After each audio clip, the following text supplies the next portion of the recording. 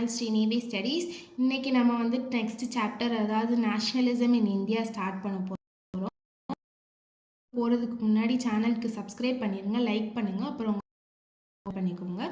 Introduction பார்க்கலாம். இப்போ ஈரோப்பில் எப்படி இருந்ததோ அதை விட கொஞ்சம் ஆப்போசிட்டாக வந்துட்டு இங்கே வந்துட்டு இந்தியாவில் இருந்தது. ஓகேங்களா?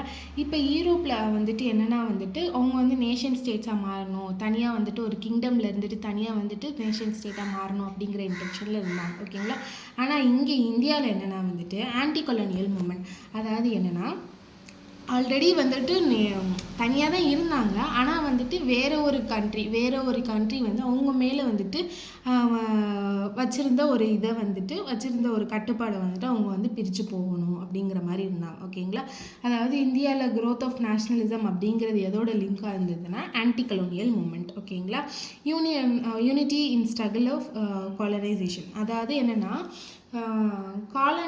காலனிசமில் இருந்துட்டு அவங்க வந்துட்டு பிரிஞ்சு போகிறது, அதாவது பிரிட்டிஷ் வந்து நம்மளை வந்துட்டு கட்டுப்பாட்டில் வச்சுருந்ததில் அதிலிருந்து பிரிஞ்சு போகிறது தான் வந்துட்டு என்னென்னா வந்துட்டு நம்ம இந்தியன் பீப்புளுக்கு ஒரு காமன் ஐடென்டிட்டியாக இருந்தது அப்படின்ட்டு சொல்கிறாங்க. அதாவது சென்ஸ் ஆஃப் அப்ரெஸ்டு, நம்ம வந்து அடிமையாக இருக்கோம் அப்படிங்கிறது மட்டும்தான் என்னென்னா வந்துட்டு நம்மளுக்கு வந்துட்டு அந்த நேஷ்னலிசம் அப்படிங்கிற ஒரு ஃபீலிங்ஸை வந்து கொடுத்துச்சு அப்படின்ட்டு சொல்கிறாங்க. ஓகேங்களா?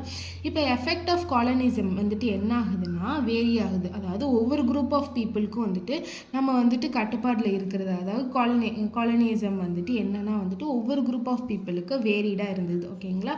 இப்போ காங்கிரஸ் அண்டர் மகாத்மா காந்தி, காங்கிரஸ் வந்துட்டு என்ன பண்ணுறாங்கன்னா வந்துட்டு மகாத்மா காந்தி வந்துட்டு நிறைய மூமெண்ட்ஸ் வந்து ஆர்கனைஸ் பண்ணுறாரு.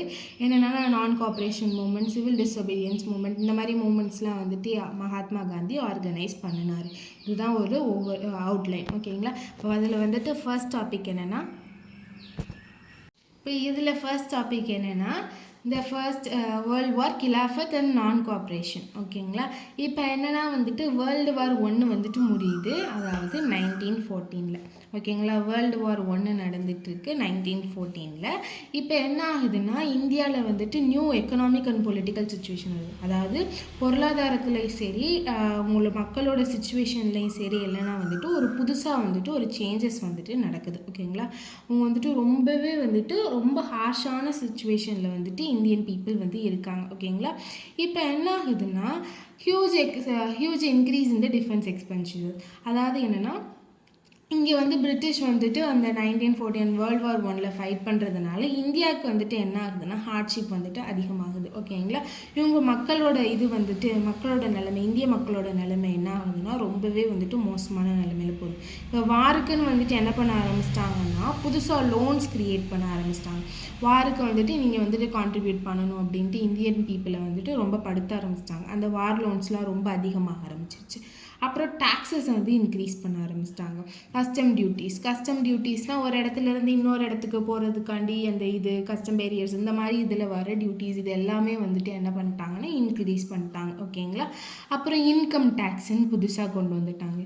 இது எல்லாமே கொண்டு வந்து அவங்களுக்கு தேவையான பணம், அவங்களுக்கு தேவையான கரன்சிஸ் என்ன பண்ணிட்டாங்கன்னா இந்தியாவில் இருந்துட்டு வந்துட்டு எடுக்க ஆரம்பிச்சிட்டாங்க. ஓகேங்களா? இப்போ என்ன ஆகுதுன்னா ப்ரைஸு, அதாவது ஃபுட் ப்ரைஸஸ், அதாவது சாப்பாடோட விலைகள் இது எல்லாமே வந்துட்டு என்ன ஆகுதுன்னா அதிகமாக ஆரம்பிச்சிச்சு. நியர்லி 1913 1918 வந்துட்டு என்ன ஆகுதுன்னா சாப்பாடோட ப்ரைஸ் எல்லாமே டபுள் ஆயிடுச்சு. ஓகேங்களா? டபுள் ஆயிடுச்சு. அதனால வந்துட்டு மக்களுக்கு வந்துட்டு ரொம்பவே ரொம்ப ரொம்ப ரொம்ப ரொம்ப கஷ்டமான நிலைமைக்கு வராங்க. சாப்பாடுக்கு கூட வழி இல்லாமல் என்ன ஆகுறாங்கன்னா இந்தியன் மக்கள் ஆகுறாங்க. இது எல்லாத்துக்குமே காரணம் வந்துட்டு வேர்ல்டு வார் 1 தான். இப்போ இதனால என்ன, வேர்ல்டு வார் 1 அது பிரிட்டிஷ் அவங்க தனியாக பண்ணிக்கிட்டு இருக்காங்க. ஆனால் அதனால வந்துட்டு என்ன பண்ணுறாங்கன்னா இந்தியன் மக்களுக்கு வந்துட்டு என்ன பண்ணுறாங்கன்னா ரொம்பவே வந்துட்டு கஷ்டமான சூழ்நிலைகளை கொடுக்குறாங்க. இப்போ என்ன ஆகுதுன்னா அந்த வாருக்கு வந்துட்டு சோல்ஜர்ஸ் வந்து தேவை தானே. அப்போ சோல்ஜர்ஸ் தேவை அப்படிங்கிறதுக்காண்டி வந்துட்டு சோல்ஜர்ஸ் வந்து பற்றாக்குறையாக இருக்காங்க யாருக்கு, அந்த பிரிட்டிஷ் ஆர்மிக்கு. இப்போ என்ன பண்ணுறாங்கன்னா அவங்க ஃபோர்ஸ் ரெக்ரூட்மெண்ட் பண்ணுறாங்க. ஃபோர்ஸ் ரெக்ரூட்மெண்ட்னா என்னென்னா வந்துட்டு ஃபோர்ஸ் பண்ணி இப்போ வீட்டில் வந்துட்டு ஒரு ஆம்பளை இருக்கியா, அப்போ நீ வந்துட்டு கண்டிப்பாக வந்துட்டு நீ என்ன சொன்னாலும் சரி, நீ என்ன வேணால் பண்ணிக்கோ, ஆனால் நீ வந்துட்டு என்ன பண்ணணும்னா கண்டிப்பாக வந்துட்டு ஆர்மியில் ஜாயின் பண்ணி அந்த வேர்ல்டு வார் 1 ஃபைட் பண்ணணும் அப்படின்ட்டு சொல்கிறாங்க. இது மக்களுக்கு யாருக்குமே பிடிக்கல. நீ கண்டிப்பாக வந்து ஃபைட் பண்ணணும், நீ கண்டிப்பாக வந்து சோல்ஜர் ஆகணும் அப்படிங்கிற மாதிரி சொல்லிட்டாங்க. இப்போ என்ன ஆகுதுன்னா 1918 டு 1919 1920 டு 21 என்ன ஆகுதுன்னா கிராப்ஸ் ஃபெயில்ட் ஆயிடுது. அதாவது என்னென்னா அக்ரிகல்ச்சரல் ப்ராடக்ட்ஸ் இல்லை, சாப்பாடு அதாவது விவசாயம் வந்துட்டு என்ன ஆயிடுச்சுன்னா ஃபுல்லாக வந்து அழிஞ்சு போச்சு, சாப்பாடே இல்லை. இப்போ என்ன ஆகுதுன்னா ஷார்ட்டேஜ் ஆஃப் ஃபுட்டு, சாப்பாடு இல்லை, சாப்பாடு ரொம்ப கம்மியாக போயிடுச்சு. ஓகேங்களா. இப்போ என்ன ஆகுதுன்னா இன்ஃப்ளூயன்ஸா எபிடமிக், அதாவது என்னென்னா வந்துட்டு நோய் பசி அப்புறம் நோய் இதெல்லாம் வர ஆரம்பிச்சிருச்சு இதில் இந்தியாவில். ஓகேங்களா. இப்போ என்ன ஆகுதுன்னா 1921 சென்சஸ் படி பார்த்தோம்னா 12 to 13 மில்லியன் பீப்புள் என்ன பண்ணிட்டாங்க, இறந்துட்டாங்க. எதனால? பசி மட்டும் பட்டினினால். ஃபெமைன்ஸ்னால் பசி மற்றும் பட்டினி, அப்புறம் எபிடமிக்னால் நோய். ஓகேங்களா. நோய் அதாவது இந்த பேண்டமிக் அப்படின்ட்டு சொல்கிறோம்ல, பேண்டமிக் மாதிரி எபிடமிக். ஓகேங்களா. ஃபெமைன்ஸ் அண்ட் எபிடமிக்னால வந்துட்டு 1921 சென்சஸ் படி 12 to 13 மில்லியன் பீப்புள் வந்துட்டு என்ன பண்ணிட்டாங்க, இறந்து போயிட்டாங்க. ஓகேங்களா. இப்போ என்ன பண்ணாலும் மக்கள்லாம் என்ன நினைக்கிறாங்கன்னா வார் முடிஞ்சதுக்கப்புறம் நம்மளோட இந்த கஷ்டம்லாம் போயிடும் அப்படிங்கிற மாதிரி நினைக்கிறாங்க. ஓகேங்களா. வார் முடிஞ்சதுக்கப்புறம் இந்த மாதிரி இருக்கிற இந்த சாப்பாடு இது நம்மளுக்கு இருக்கிற இந்த ஃபோர்ஸ் ரெக்ரூட்மெண்ட் இந்த மாதிரி உள்ள எல்லா கஷ்டமும் வந்துட்டு போயிடும் அப்படின்ட்டு நினைக்கிறாங்க. ஆனால் வந்துட்டு என்னென்னா அது எதுவுமே நடக்கலை. இப்போ அதே மாதிரி இப்போ அவங்க கஷ்டம் போயிடும்னு நினைக்கிறாங்க, ஆனால் எதுவுமே நடக்கலை. ஓகேங்களா.